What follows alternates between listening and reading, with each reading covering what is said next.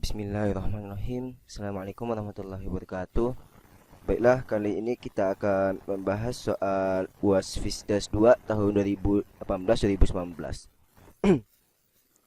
Soal pertama adalah di sini kan ada seberkas sinar cahaya yang tegak lurus datang dari AB, sisi AB dari prisma kaca dengan indeks biasnya adalah 1,52. Maka temukanlah nilai sudut alfa terbesar sehingga sinar benar-benar terpantul pada permukaan AC, tidak dibiaskan keluar. Jika prisma terbenam di udara, dan nilai indeks bias udara tersebut adalah 1, dan untuk soal B-nya adalah jika prisma tersebut terbenam di air dan indeks bias airnya adalah 1,33. Oke. Kita lihat dulu pembahasan hukum Cornelius tentang pembiasan. Untuk pembiasan, hukumnya adalah N1 sin theta 1 sama dengan N2 sin theta 2.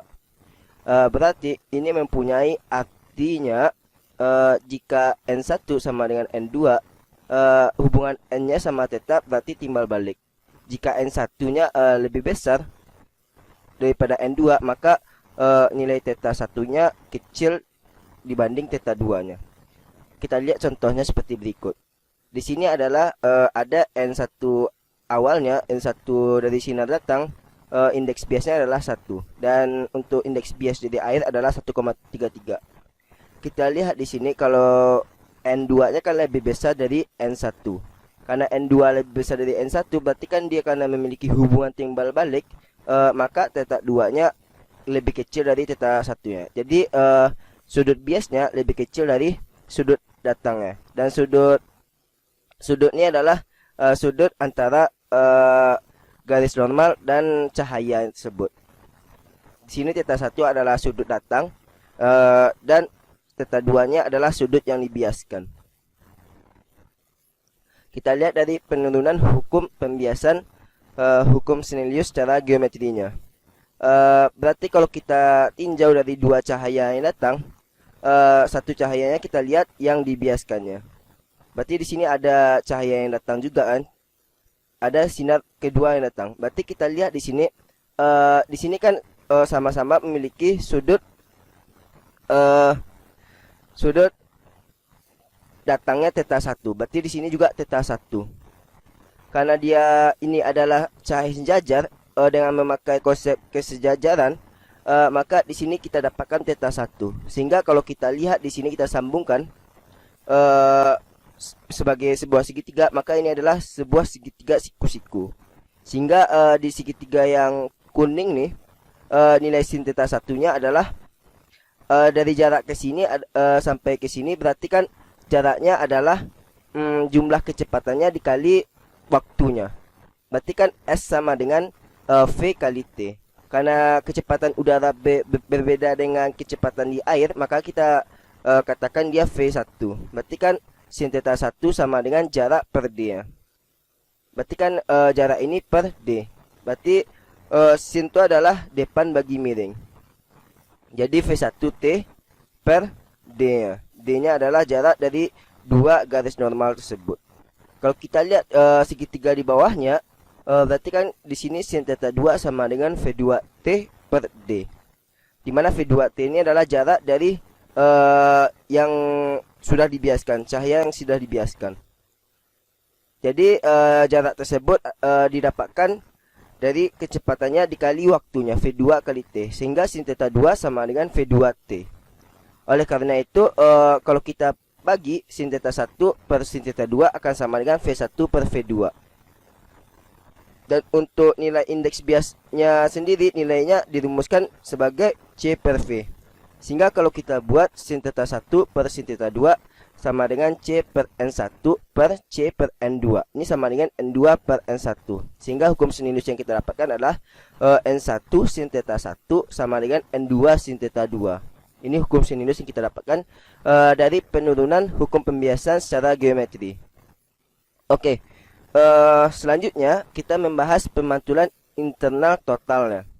Di sini kita lihat kalau cahaya dibelokkan menjauhi garis normal, berarti menjauhi normal ketika bergerak dari bahan dengan n yang lebih besar ke n yang lebih kecil atau lambat ke cepat seperti dari air ke udara. Nih.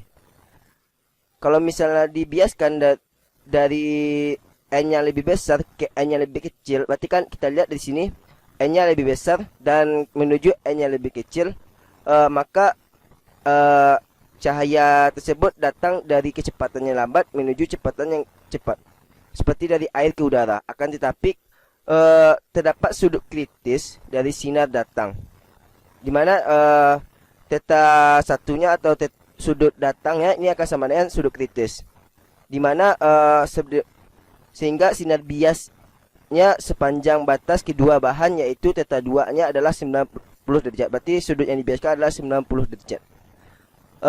Sudut kritis ini mempunyai arti fisiknya, yaitu kalau misalnya sudut awalnya lebih besar dari sudut kritisnya, maka kita lihat nih di sini kan sudut awalnya lebih besar dari sudut kritisnya, maka dari cahaya tersebut tidak ada yang dibiaskan, semuanya dipantulkan. Berarti ini kalau misalnya lebih kecil dari sudut kritisnya, maka berarti masih ada pembiasannya. Nah, inilah yang dinamakan pemantulan internal totalnya, total internal reflection. Oke, selanjutnya kita bahas lagi soal UAS tadi. Berarti kan di soal cahaya datang pada garis normal di bidang AB. Di sini ada cahaya datang. Karena cahaya datangnya tegak lurus dengan permukaan, maka cahaya tersebut diteruskan. Di sini, karena cahaya tidak ada pembiasan yang terjadi pada permukaan AB. Karena cahayanya datang tegak lurus dari permukaan, seperti yang ditunjukkan pada gambar di bawah ini. Berarti kan di sini cahaya diteruskan sehingga di sini terjadi pembiasan ataupun nantinya pemantulan. Berarti kalau di sini kita lihat sudut datangnya dari bidang AC, berarti kan terhadap sudut datang itu adalah terhadap garis normalnya atau garis yang tegak lurus dengan permukaannya. Di sini berarti nilai sudut datangnya adalah theta. Tadi kita lihat untuk refleksi internal, refleksi yang berarti kan untuk refleksi atau untuk pemantulan internal terjadi jika NP sin theta lebih besar dari NU-nya. Atau NP sin theta ini sama dengan NU. Berarti kan NP-nya adalah prisma. Ini sama dengan kasus seperti berikut. Berarti kan yang tadi di soal tadi adalah N prismanya atau indeks bias prismanya lebih besar dari indeks bias dari yang luarnya. Berarti lebih besar dari udara maupun air. Sehingga kalau kita lihat di sini yang terjadi pemantulan dan refleksi, berarti refleksi ini adalah pembiasan. Yang terjadi pembiasan itu adalah jika kasusnya N prisma sin theta lebih besar dari indeks bias dari udara tersebut.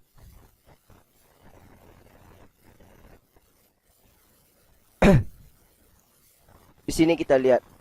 Ini kan sin theta C ya. Berarti sin theta C kalau kita lihat nih N1 sin theta C sama dengan N2. Berarti N1 sin theta C. Berarti theta C ini adalah sudut kritisnya. Ini sama dengan N2. Berarti untuk sudut datang theta 1 lebih besar theta C, tidak terjadi pembiasan. Kalau kita lihat di gambar ini, kalau kita samakan juga seperti tadi, anggap sin theta ini adalah sudut kritisnya. Berarti kan NP sin theta ini lebih besar jika sama dengan NU, maka terjadi jika NP sin theta lebih besar dari NU, maka di sini masih terjadi pembiasan refleksi internal. Ya.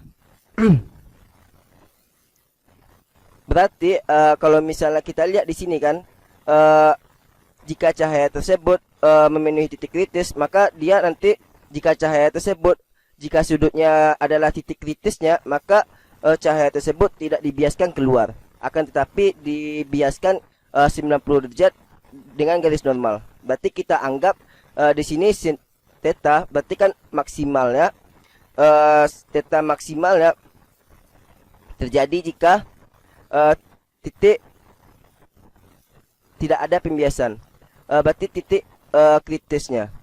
Berarti kalau di sini kan cahaya dibiaskan di sini sehingga tidak terjadi pemantulan bagian untuk keluarnya nanti ya.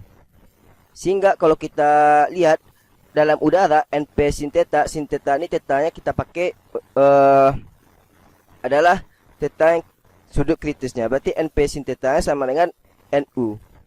Jadi theta ini adalah 90 kurang alfa ya. Berarti kan NP nilai indeks bias pada prisma sama dengan sekali sin 90 kurang alfa ini kan sama dengan indeks bias pada udara. Jadi NP cos alfa nilai sin 90 kurang alfa ini kan sama dengan cos alfa. Berarti kan NP cos alfa sama dengan NU. Jadi cos alfa ini sama dengan NU per NP. Sehingga kita dapatkan nanti alfa sama dengan 49,45. Dan pada dalam air berarti kan NP sin theta ini kan sama dengan NA. NP sin 90 kurang alfa ini kan sama dengan NA. Jadi NP cos alfa kita pakai identitas trigono sin 90 kurang alfa ini kan sama dengan cos alfa. Berarti kan NP cos alfa sama dengan NA. Makanya cos alfa di sini sama dengan NA per NP. Jadi alfa adalah cos inverse dari NA ini adalah indeks bias dari air. Kalau soalnya kan dalam air. Jadi cos inverse kali 1,33 per 1,52. Ini untuk alfa sama dengan 28,95.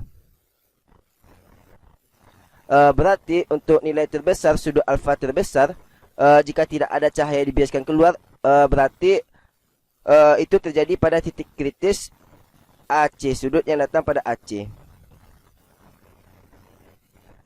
Berarti titik kritisnya jika terjadi sin theta C sama dengan N2 per N1.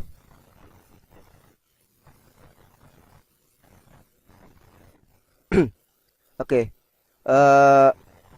Maka alfanya tadi dapat 49,45 dan alfanya kalau di dalam air 28,95. Selanjutnya kita bahas nomor 2. Cahaya dengan panjang gelombang 460 nanometer jatuh pada dua celah yang berjarak 0,3 mm.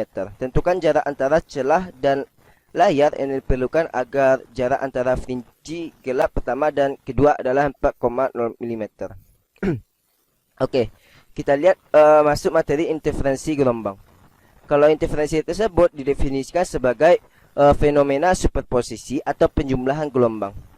Jika kita lihat di sini, jika gelombang tersebut memiliki fasa yang sama, maka gelombang tersebut jika ini Y1, Y2 nya memiliki fasa yang sama, maka kalau jika kita jumlahkan interferensi konstruktif, berarti kan gelombang tersebut seperti ini, memiliki nilai simpangan yang lebih besar.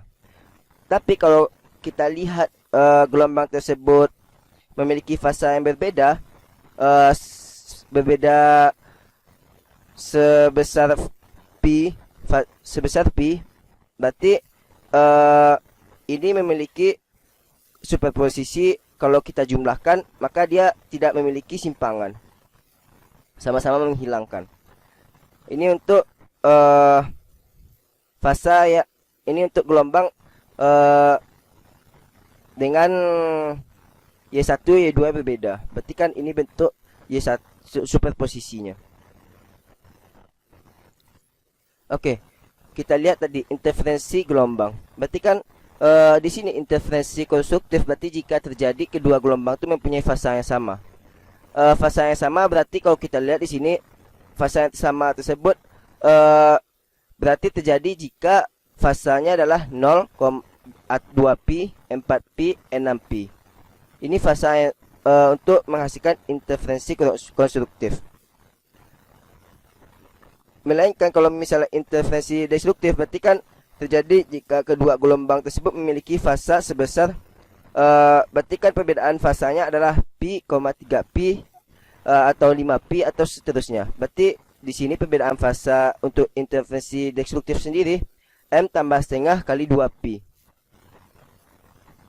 Karena kalau kita lihat di persamaan berikut, ini kan merupakan fungsi sinusoidal.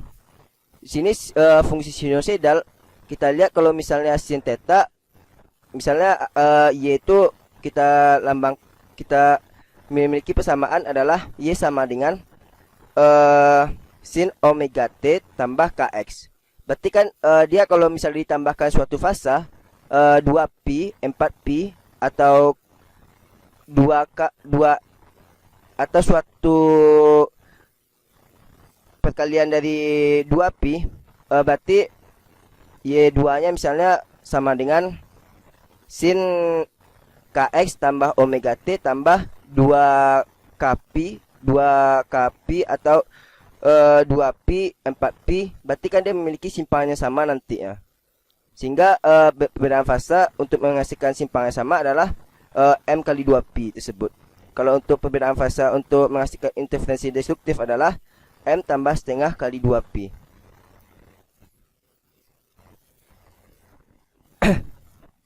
Kita lihat di sini interferensi gelombang. Berarti kan beda fasa antara dua gelombang yang bersuperposisi di suatu tempat dapat terjadi karena perbedaan jarak tempuh dari sumber. Di sini ada sumber cahaya ya. Berarti kalau seperti berikut, memiliki fasa yang sama, berarti ini terjadi interferensi konstruktif, di mana dia memiliki simpangannya sama, akan tetapi panjang gelombangnya berbeda. Gelombang dari di sini gelombang dari sumber 1 mencapai titik P dengan jarak 2/4 lambda. Berarti yang memiliki perbedaan jarak tempuh.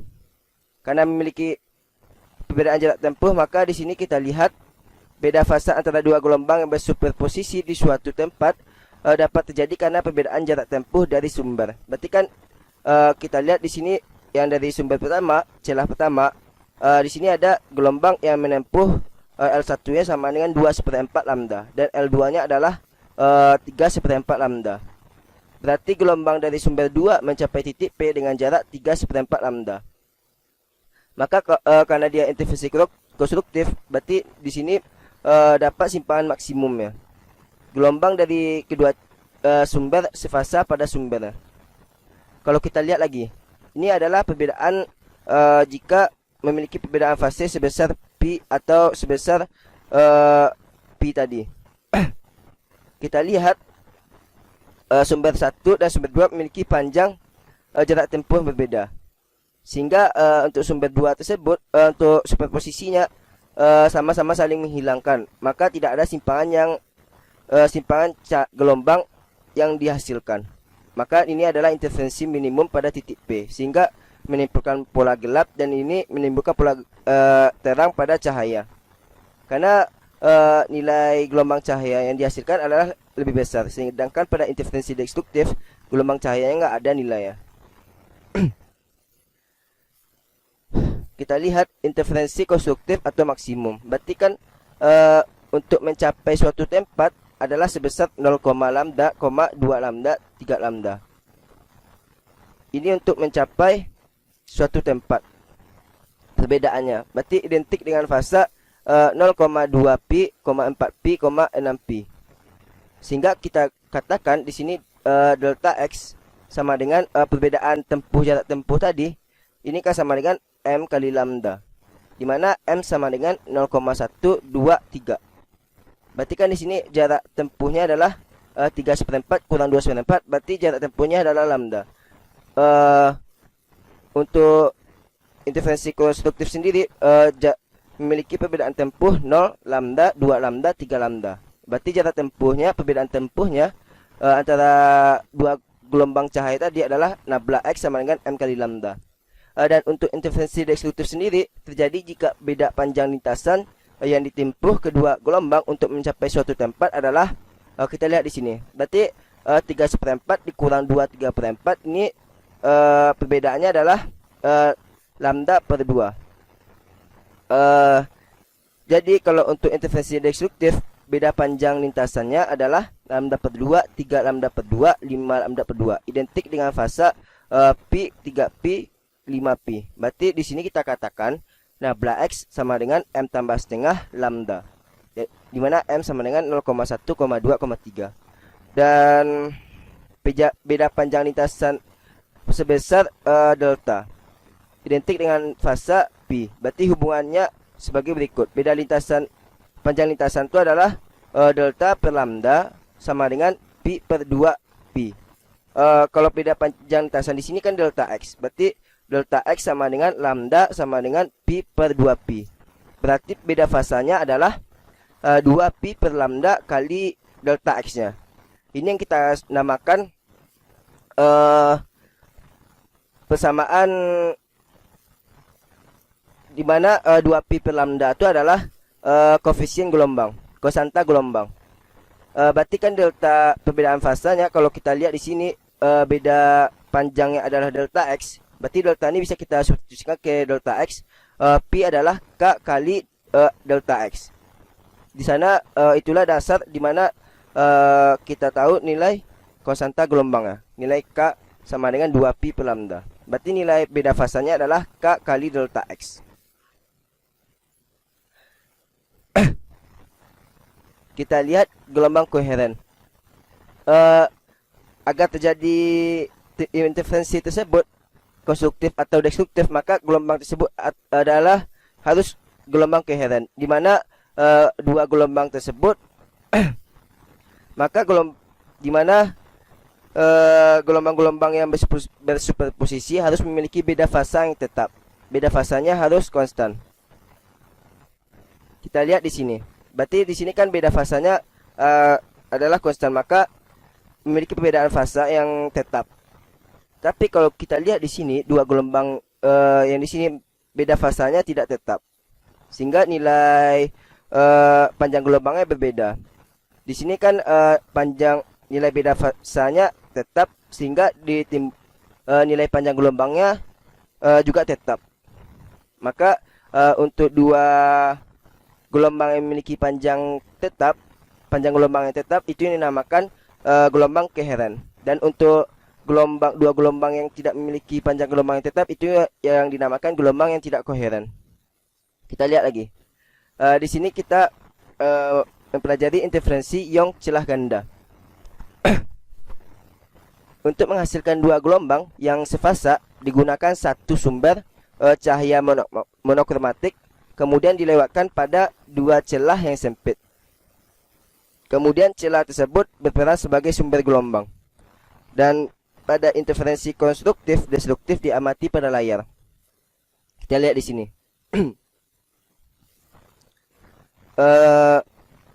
Di sini berarti kalau terjadi interferensi konstruktif berarti dia terjadi interferensi maksimum, minimum, pola terang, pola gelap, terang, gelap, terang, dan seterusnya. Ini untuk interferensi ion. Ada dua sumber cahaya.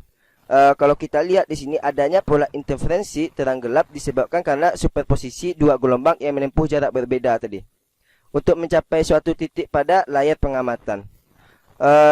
Dan pada penentuan posisi terang gelap pada layar dapat dilakukan dengan menganggap jarak layar celah sangat besar dibanding jarak antar celah. Dengan anggapan ini kedua berkas dapat dianggap sejajar. Maka kita lihat di sini. Berarti kan di sini ada sumber cahaya yang datang. Berarti kan sumber cahaya melewati celah pertama. Berarti kan dan sumber cahaya tersebut melewati celah yang kedua.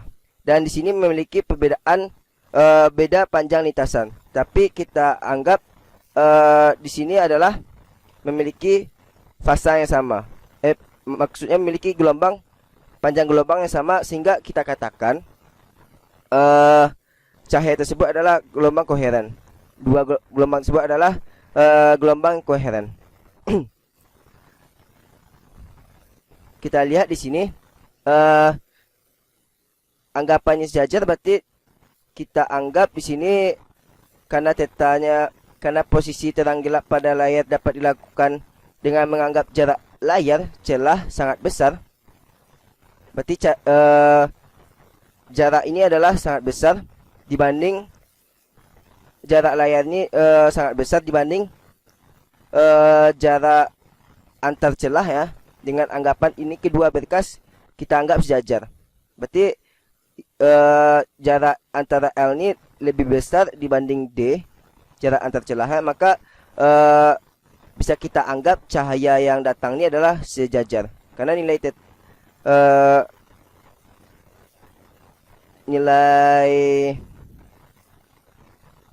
nih jarak layarnya lebih besar dan D-nya kecil.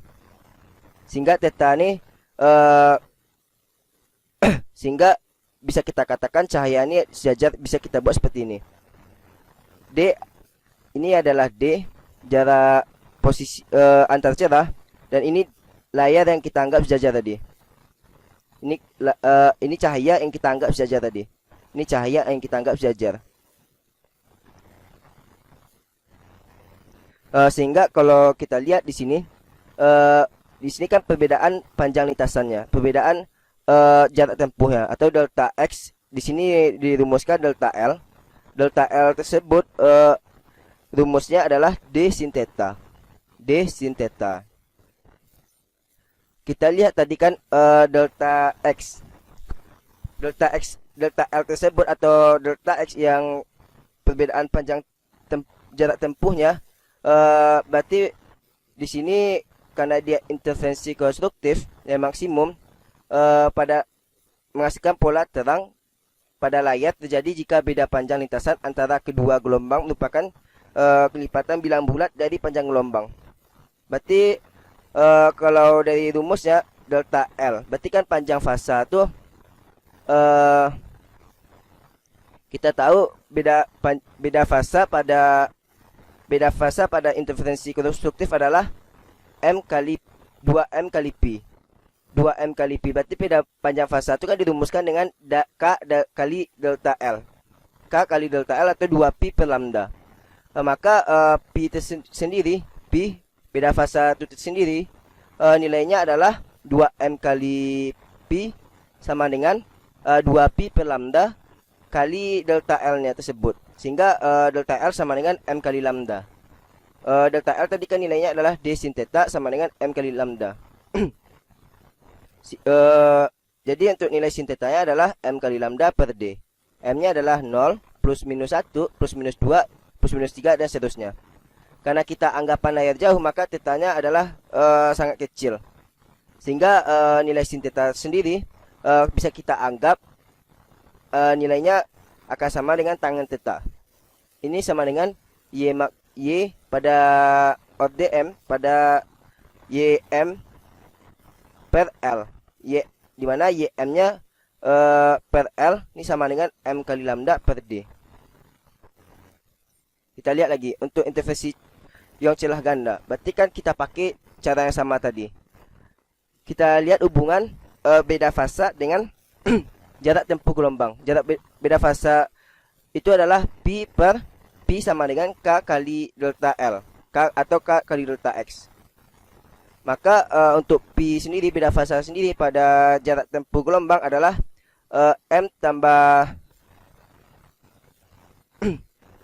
M tambah setengah M tambah setengah itu akan sama dengan K 2Pi, di mana untuk interferensi destruktif memiliki beda fasa M tambah setengah kali 2Pi itu akan sama dengan nilai K kali delta X atau 2Pi per lambda kali delta X-nya. Berarti di sini delta X dapat kita katakan, sehingga kita dapatkan M tambah nilai delta X itu adalah panjang jarak tempuhnya, atau di sini kita katakan delta L ini sama dengan M tambah setengah kali lambda. Di sini berarti D sin theta sama dengan M tambah setengah kali lambda ya. Jadi sin theta sama dengan M tambah setengah kali lambda per D. Oke, kita lihat lagi. Anggapan kita tadi jarak jauh kan ya. Berarti sin theta sama dengan tangen theta sama dengan YM per L. Sehingga YM per L ini sama dengan M tambah setengah kali lambda per D.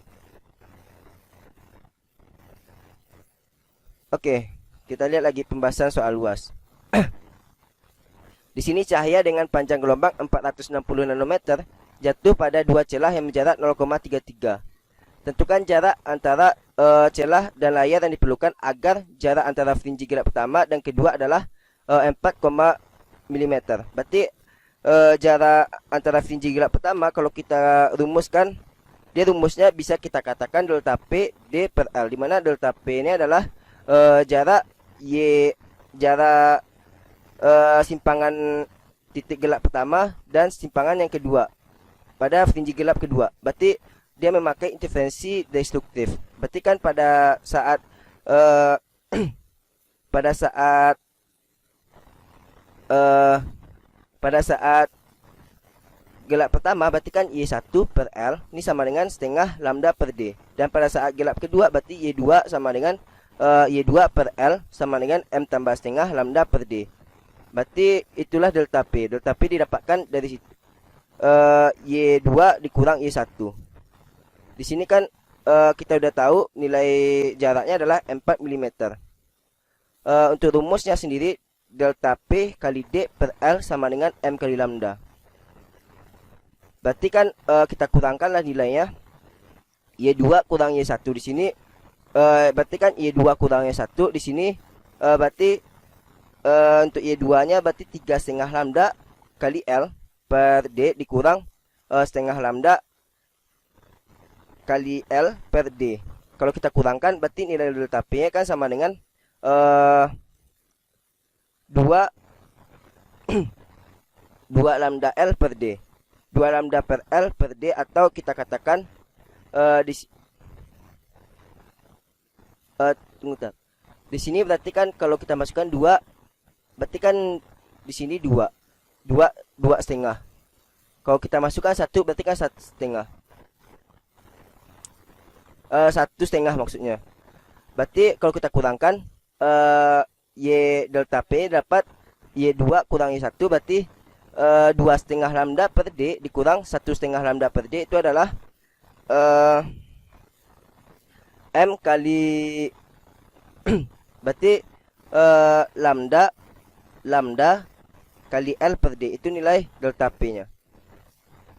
Atau delta P sendiri bisa kita rumuskan dengan delta P kali D per L sama dengan M kali lambda. Ini rumusnya.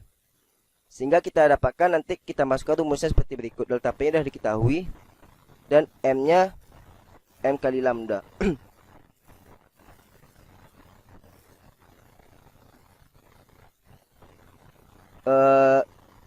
Di sini kan M-nya 1. Karena kita lihat fringe gelap pertama. Maka nilai L-nya adalah 2,6 meter. Oke, kita lihat lagi nomor 3.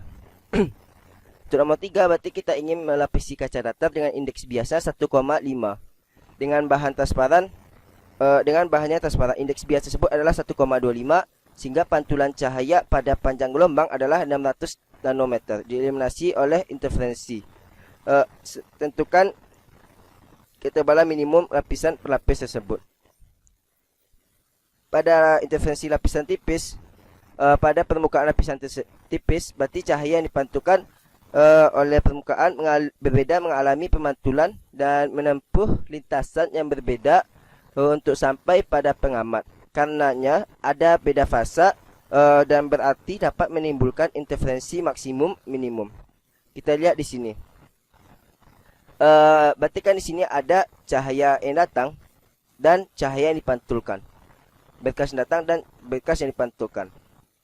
Maka kalau kita lihat di sini, berarti kan ada yang dibiaskan, ada yang dipantulkan. Sehingga di sini karena ada cahaya yang sejajar tersebut, maka akan terjadi interferensi. Ada beda fasa antara berkas 1 dan berkas 2, beda panjang lintasan yang ditempuh pembalikan fasa akibat pemantulan. Berarti kan untuk lintasan yang pertama pada permukaan pertama, di sini akan memiliki perbedaan fasa.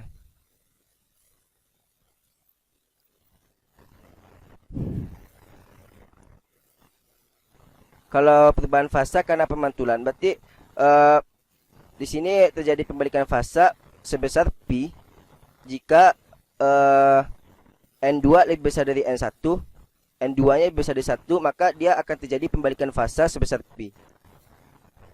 Kalau misalnya N2 lebih kecil dari N1, maka tidak ada pembalikan fasa ya. Kita lihat pada interferensi pada film tipis berikut contohnya. Pada interferensi cahaya berikut, berarti kan di sini ada lapisan pelapis yaitu SiO dan lapisan yang akan dilapisi Si, silikon. Jadi di sini cahaya pertama datang, berarti kan cahayanya ada datang, maka untuk cahaya pantulannya fasanya dibalikkan sebesar 180 derajat. Perubahan fasa sebesar 180 derajat. Ada perubahan fasa ya. Dan di sini ada cahaya yang dibiaskan, dan pada permukaan ini kan ada juga cahaya yang dipantulkan. Maka cahaya yang dipantulkan, dan di sini akan terjadi pembiasan juga. Maka karena dia dipantulkan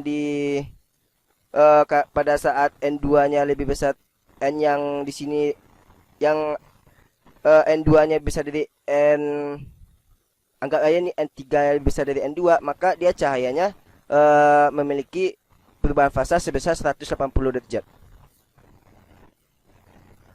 Karena di sini ada dua cahayaan, maka di sini terjadi interferensi. Oke, kita lihat di sini. Kita lihat di sini, jika kita ingin melapisi kaca datar dengan indeks bias 1,5 dengan bahan transparan indeks biasa 1,25. Tentukan ketebalan minimum lapisan pelapis. Berarti di sini pada gambar ya, kita lihat sini lapisan pelapisnya adalah T. Di sini cahaya datang dari udara, dan di sini adalah bahan yang dilapisi. Dan di sini bahan pelapis, bahan transparan. Dan pada udara tersebut, karena kaca datar yang dilapisi adalah dan bahan transparan indeks biasa 1,25 kan. 1,25 berarti lebih besar dari fasa indeks bias dari udara tersebut. Maka kalau kita ada cahaya yang datang dan cahaya yang dipantulkannya memiliki fasenya bertambah, jadi fasenya berubah 180 derajat. Dan kalau kita lihat cahayanya kan dibiaskan juga, karena dibiaskan di bahan tipis. Dan di sini N3 kasusnya N3 dan N2, N3 lebih besar dari N2, maka di sini terjadi pemantulan, di mana nanti pemantulannya adalah fasanya bertambah 180 derajat. Di sini kita anggap ada garis jajar. Berarti kalau kita di sini kita ada perbedaan jarak tempuh untuk gelombang tersebut. Berarti perbedaan garis tempuhnya adalah kita anggap sini delta X. Anggap aja delta X. Oke, kita lihat tinjau fasa pertama. P1. P1 sama dengan fasa awalnya, karena dia berubah fasa yang bertambah 190 derajat, maka P1 sama dengan fasa awal ditambah P ditambah delta P1 atau perubahan fasa 1. Perbedaan fasa ya, dimana beda fasa tersebut nilainya adalah K kali delta X. K kali delta X ini sama dengan 2P per lambda 1 kali delta X, sama dengan 2P N1 per lambda. Lambda 1 ini nilainya adalah nilai dari lambda per N pada medium tersebut. Berarti ini nilainya, lambdanya adalah kecepatan cahaya, panjang gelombang cahaya. Jadi untuk P2 ini sama dengan fasa awalnya ditambah P, karena dia memiliki berubah 180 derajat, tambah beda fasa untuk kedua, karena dia mengalami pemantulan pada permukaan yang lebih rapat. Jadi delta P2 ini sama dengan K kali 2S, karena di sini kan perbedaan panjang tempuh dari sinar 1 sinar 2, berarti kan dari sini S, ini S, berarti kan ada 2S panjang jarak beda jarak tempuh, perbedaan jarak tempuh ya. Maka ini delta P2 sama dengan K kali 2S, sama dengan 2P per lambda 2 kali 2S, sama dengan 4pn2s per lambda. Dari gambar berarti kita lihat dari gambar di sini dari gambar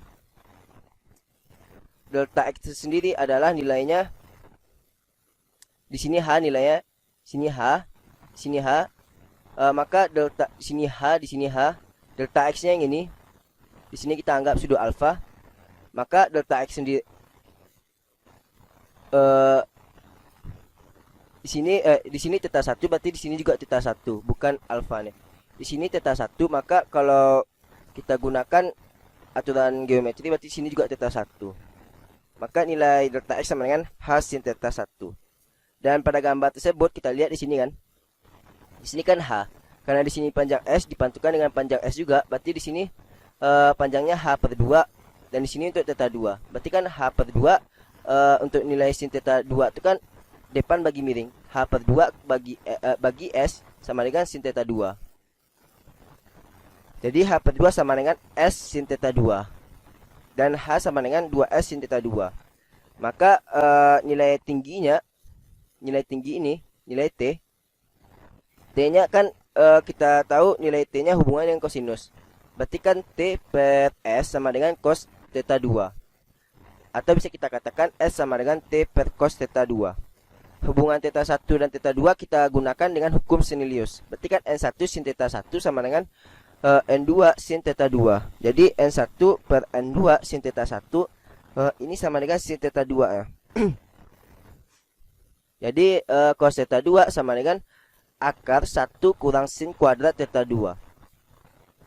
Makanya kalau kita lihat substitusikan nilai sin theta 2-nya, kita substitusikan nilai sin theta 2-nya, sin theta 2 nilainya adalah n1 per n2 sin theta 1. Sehingga nilainya adalah akar 1 kurang n1 per n2 kuadrat kan, sin kuadrat theta 1. Jadi s-nya sama dengan jarak tempuhnya, s-nya adalah nilai s-nya berarti yang di sini, ini nilai s sama dengan t per cos theta 2. Ini sama dengan t per akar 1 kurang n1 per n2 kuadrat sin kuadrat theta 1. Sehingga kita substitusikan nilai delta P2 nya, berarti kita substitusikan nilai delta P2 nya. Berarti delta P2 nya kan kita tahu nilainya adalah 4pn2s per lambda. Karena s nya udah kita ketahui adalah t per akar 1 kurang n1 per 2 kuadrat sin kuadrat theta 2, maka theta 2 yang di sini s nya kita substitusikan sehingga nilai delta P2 sama dengan, atau perubahan fasa pada yang kedua ya, sama dengan 4pn2 per lambda dikali t per akar 1 kurang n1 per n2 kuadrat sin kuadrat theta 1. Untuk nilai delta x sendiri kan nilainya adalah h sin theta 1, ini sama dengan 2s sin theta 2 sin P1. Karena ini kita substitusikan nilai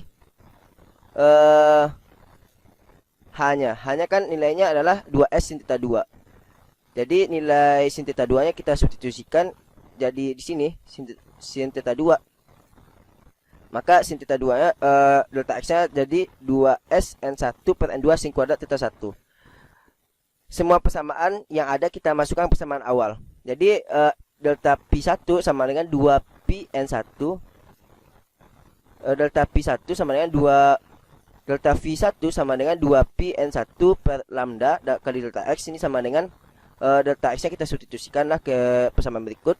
2pn1 per lambda kali 2s n1 per n2 sin kuadrat theta 1, dan s-nya kita substitusikan ke yang berikut. Sehingga kita dapatkan nanti seperti ini. Dan delta V2 sama dengan 4pn2s per lambda. Ini sama dengan 4pn2 per lambda, dan delta s-nya kita dan nilai s-nya kita substitusikan ke nilai berikut. Jadi nilainya adalah nilainya adalah 4pn2 per lambda t per akar 1 kurang n1 per n2 kita kuadratkan sin kuadrat theta 1-nya. Kalau kita kurangkan, maka beda fasa gelombang 1 dan gelombang 2 kita kurangkan. Jadi delta V-nya sama dengan P2 kurang P1. Berarti kan nilainya segini kalau kita kurangkan. Dan fasa inilah yang menyebabkan interferensi konstruktif. Jika disederhanakan, sudut datangnya kita anggap tetanya sekecil dari sangat-sangat kecil. sehingga sinar datang tegak lurus dari permukaan. Maka theta ini maksudnya theta-nya sangat kecil, sehingga nilai sin theta 1 ini bisa kita anggap 0. Karena kita anggap theta sudut datang tersebut yang sangat kecil, maka nilai delta V-nya jadi kita masukkan nilai 0, berarti jadi 4pi T per lambda kali N2 sama dengan 4pi N2T per lambda.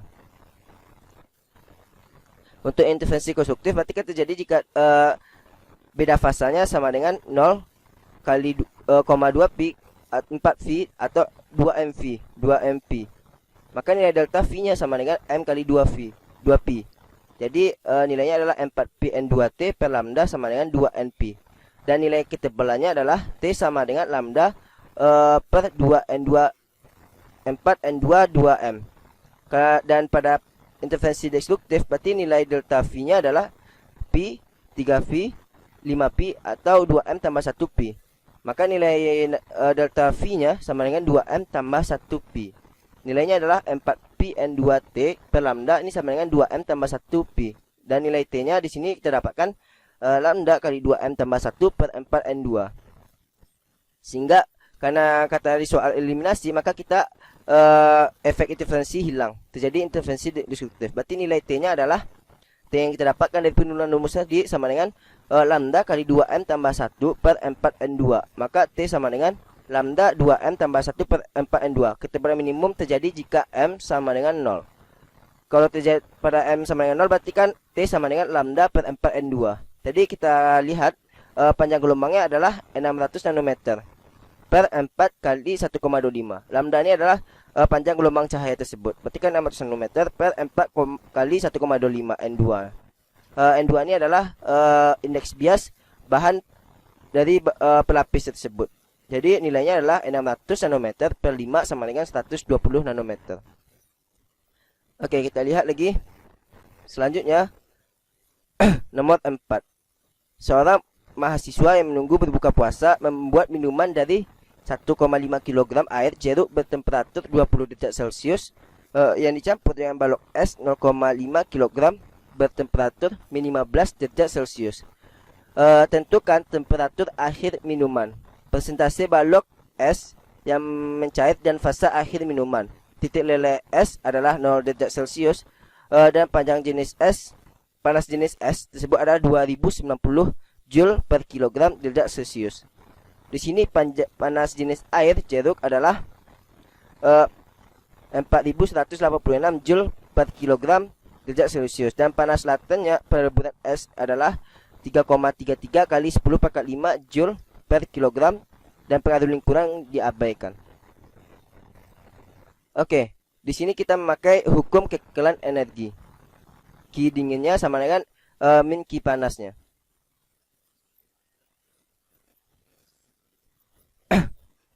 Nih, ini mungkin sudah kita ketahui panas latennya. Untuk rumus-rumusnya Q sama dengan mR, Q sama dengan mu.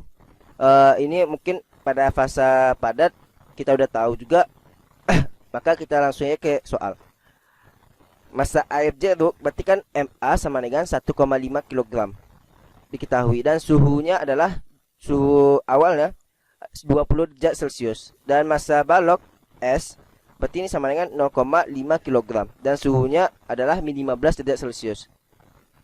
Panas jenis es berarti C-nya sama dengan 2090 Joule per kilogram dan panas jenis air jeruk nilai C-nya berarti ini C aksen, C-nya sama dengan 4186 Joule per kilogram.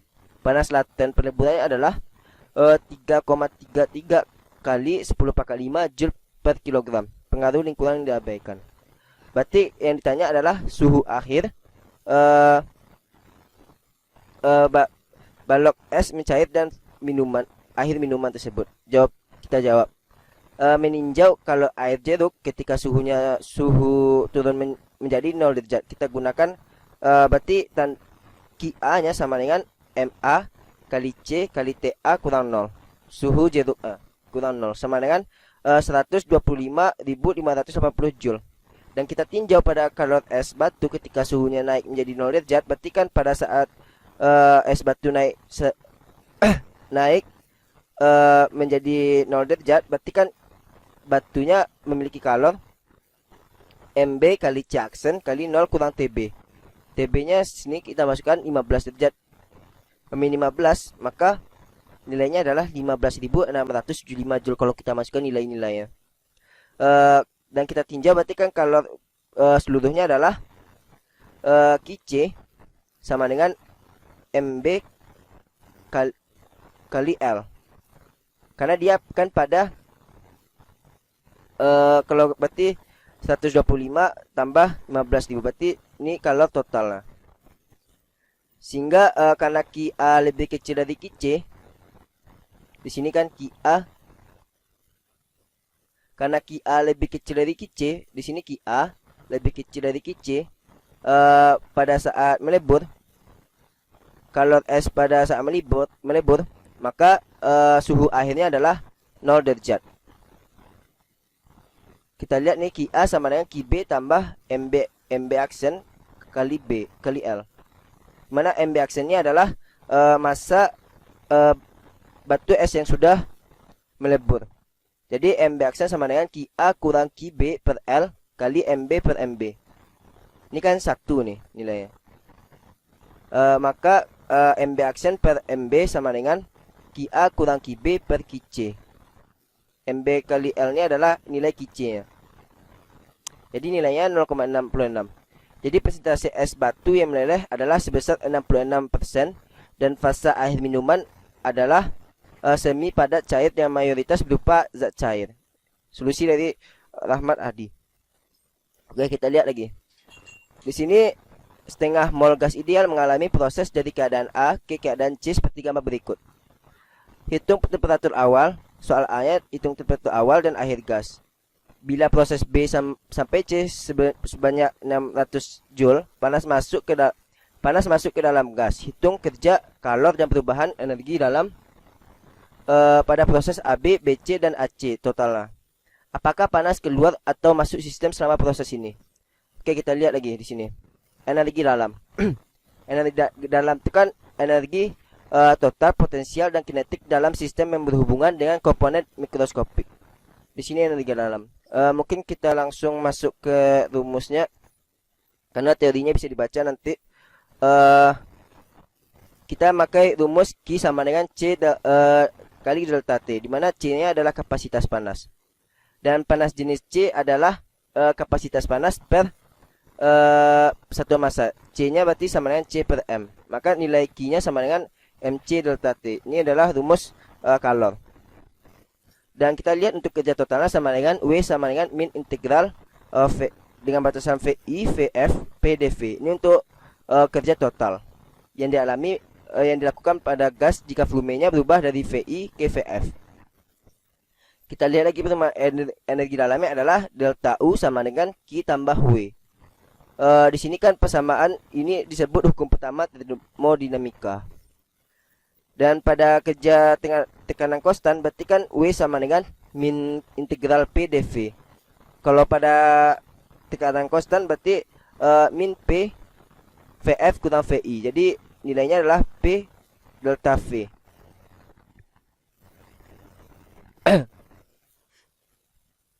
Kita lihat di sini.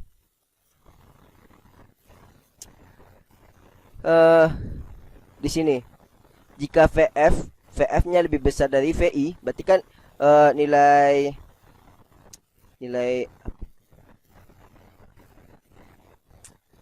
volume ya, nilai volume kedua yang lebih besar dari VI, berarti kan volume mula-mulanya berarti usahanya lebih kecil dari 0. Dan jika volume kedua ya lebih kecil dari volume pertama, berarti W-nya lebih besar dari 0. Nilai kerja dilakukan pada gas lebih besar dari 0. Kita lihat di sini. Ini untuk tekanan yang konstan ya, kerja pada tekanan konstan. Oke, kita lihat di sini kan pada suhu awal T0, di sini T0 dan di sini pada T. Kalau kita lihat suhunya, berarti kan menggunakan persamaan gas ideal, di mana gas ideal itu adalah nRT kali V, sama dengan PV. Jadi T0 sama dengan PA, berarti kan PA kali VA per NR. Ini kalau kita hitung dengan masukan yang diketahui tadi, Yang diketahui berarti PA adalah 4 kali 10 pangkat 5, VA-nya adalah 0,02, dan N-nya adalah suatu ketetapan, dan R-nya ini adalah suatu ketetapan gas 8,314. Maka nilainya adalah 192,45 Kelvin. Dan untuk T-nya, suhu akhirnya adalah PC VC per NR. Ini nilainya adalah 192,45 Kelvin.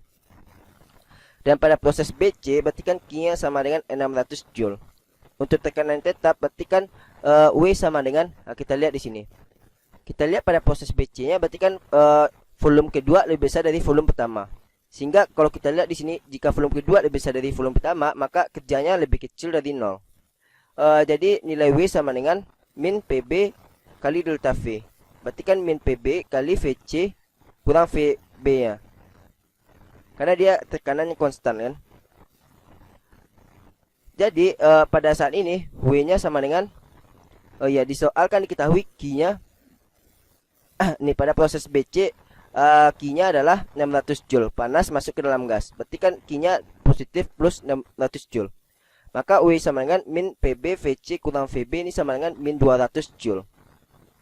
Dan perubahan energi dalamnya delta U kita tadi tahu rumusnya dari hukum 1 termodinamika, yaitu rumusnya Q tambah W sama dengan 400 Joule. Q-nya adalah 600, W-nya sama dengan min 200. Jadi delta U-nya adalah 400 Joule. Dan kita pakai rumus kapasitas panas tadi, yang mana rumusnya adalah, rumus kalornya adalah Q kali C kali delta T. C-nya adalah kapasitas panas. Jadi di sini kapasitas panasnya adalah 12,47 Joule per Kelvin. Kita masukkan ini TC kurang TB-nya, kita masukkan dengan menggunakan persamaan ideal gas. Dimana persamaan ideal gas itu kan nRT sama dengan P kali V. Jadi T-nya sama dengan PC kali VC per NR dikurang PB VB per NR. Jadi nilai kapasitas panas sama dengan 12,47 Joule per Kelvin. Oke, kita lihat lagi di sini. Pada proses AB berarti kan di sini nilainya tidak konstan. Nilai tekanannya tidak konstan. Jadi kita pakai W sama dengan min integral PdV, atau ini luas di bawah permukaannya. Luas di bawah permukaan kurva, yaitu di sini kan trapesium. Trapesium berarti dengan sisi jajarnya 4 kali 10. Berarti kan luas trapesium itu jumlah luas sisi jajar kali tingginya bagi 2. Kalau kita lihat, kita hitung nanti luas di bawah kurvanya adalah min 300. Jadi Q-nya sama dengan C. Q itu kan C kali delta T. Kapasitas panasnya kita udah ketahui dari mencari soal sebelumnya. Maka nilai Q sama dengan C PB kali VB per NR dikurang PA VA per NR. Ini nilainya mendekati min 600 Joule. Jadi nilai delta U-nya, nilai energi dalamnya adalah Q tambah W. Kalau kita tambahkan berarti nilainya adalah min 900 Joule. Dan pada proses secara keseluruhannya berarti kan kita jumlahkan semua nanti. Pada proses keseluruhannya berarti kan Q-nya kita jumlahkan. Q-nya berarti kan 600 dikurang 600, jadi 0. Dan untuk usahanya, kerjanya, jadi untuk kerjanya di sini kan delta U sama dengan 500 Joule. Oh ya, untuk delta U-nya sama dengan, untuk perubahan energi dalamnya kita jumlahkan jadi 600 Joule. Dan untuk di sini delta U-nya kan untuk perubahan energi dalam kita jumlahkanlah secara totalnya, berarti kan dari A ke C, berarti min 900 ditambah min 900 ditambah di mana nih? Min 900 ditambah 400, nilainya adalah 500. Iya. Harusnya min 500. Min 900 ditambah 400, nilainya min 500. Dan nilai total W-nya adalah, W-nya berarti sini min 300 ditambah min 200 sama dengan min 500. Ini salah ketik, harusnya kan W-nya sama dengan min 500 Joule dan delta U-nya juga min 500 Joule. Berarti kan di sini memenuhi persamaan tadi, delta U sama dengan Q tambah W, yaitu min 500. Ini juga W-nya sama dengan min 500. Maka pada proses AB, Q-nya kan panas keluar nih. Pada proses AB panasnya keluar 600 Dan pada proses BC panas masuk 600 Joule. Panas sehingga nilai panas masuk tuh berarti kan besarnya sama dengan panas yang keluar. Itu yang bisa kita simpulkan dari soal nomor 5. Oke. Itulah yang bisa kami sampaikan untuk tutorial kali ini. Mohon kalau salah ada salah-salah kata mohon maaf. Assalamualaikum warahmatullahi wabarakatuh.